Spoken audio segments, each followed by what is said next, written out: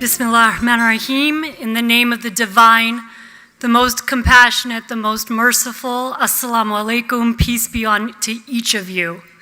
For those of you that don't know me, my name is Seema Ahmad, and I have the blessing of standing before you as the chair of the board of the Muslim Public Affairs Council. Thank you.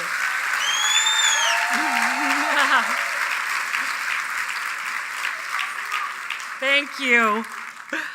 I say blessing because in these political, trying times, there is no place, no group, no organization that I feel more humbled to call my brothers and sisters than each of you that are here as part of MPAC.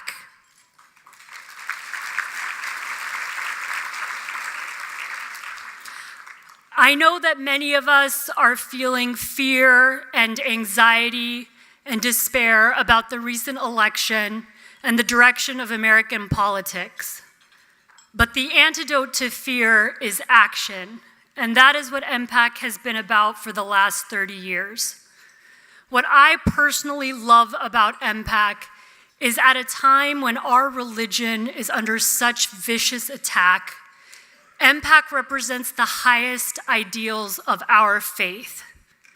Just as a young Baptist minister named Martin Luther King relied on his Christian faith to advance the cause of civil rights, MPAC, grounded in the Islamic ethos of justice, has always worked for the betterment of American Muslims.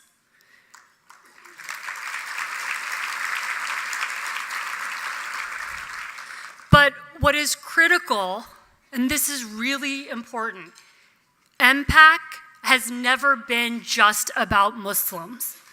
Since I was a young girl, MPAC has been singularly focused on the idea that when American Muslims prosper and when justice prospers, then America as a whole prospers.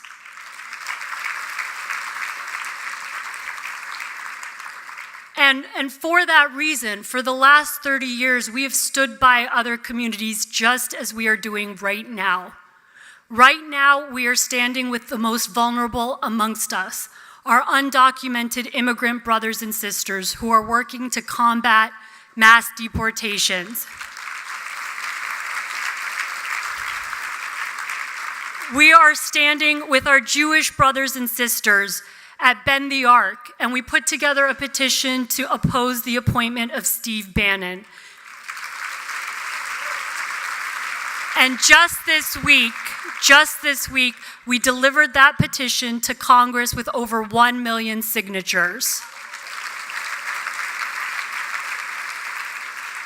After the tragedy in Orlando, MPAC stood on the steps of the Islamic Center of Southern California with LGBT clergy and leaders to affirm the human dignity of our LGBT brothers and sisters. And similarly, we have taken positions on mass incarceration, gun violence, and law enforcement safety as well. And what this means is that our work for the last 30 years has poised us precisely for the challenge that is ahead. We are resilient, and we are not alone. I want every Muslim and every Muslim young person that is in this room of 1,300 people to hear this loud and clear. You are not alone.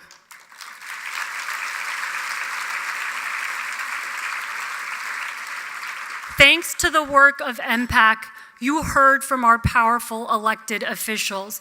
And I think I speak for all of us. Congressman Ted Lieu and our soon-to-be California Attorney General Javier Becerra were just so touching and personal in their sincerity in working to protect us and use their power to protect us. We heard from law enforcement, from the FBI, that pledged to keep us safe. And after dinner, we'll hear from artists like Young the Giant and Hollywood and media superstars like George Takei, Mr. Khizr Khan, and Van Jones, who know the hearts of our community and who will use their megaphones to amplify our voice.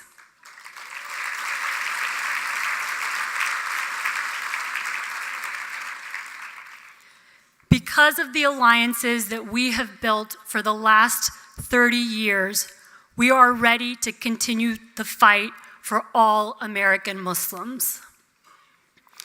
There are a few really beautiful verses from the Quran that really capture what I'm saying tonight, and I know many of us in the room are familiar with them.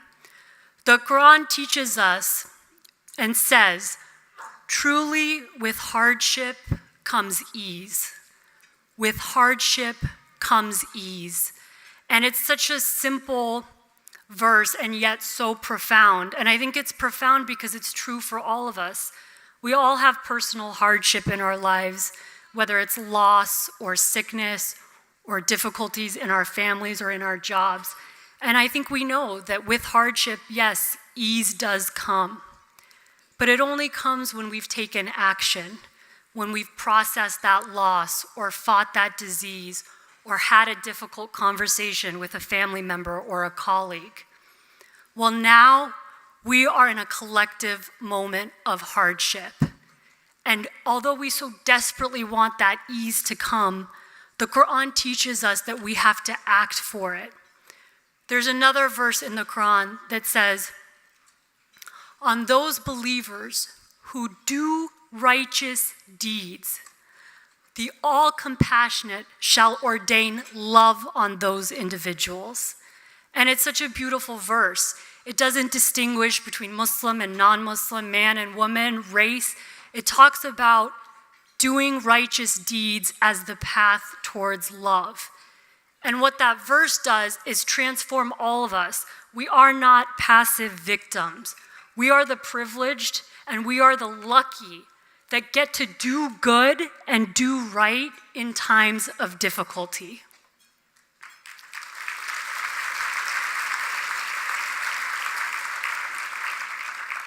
To that end, all of you know that MPAC has to exponentially increase our work over the next year. Our 2017 budget is $1.8 million. And so I am asking all of us here to make a commitment for us to raise a significant portion of our 2017 budget. And I am setting a target of $250,000 for tonight as our fundraising goal.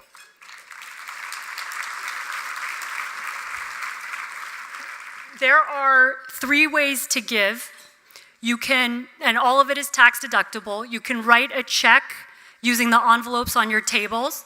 You can flag down one of our volunteers who are wearing blue scarves to give them a credit card, or you can visit mpac.org/give. And I urge you that in that moment of despair, take action and donate generously. It's really wonderful to be with all of you and have all of you in this room. Thank you so much and enjoy your evening.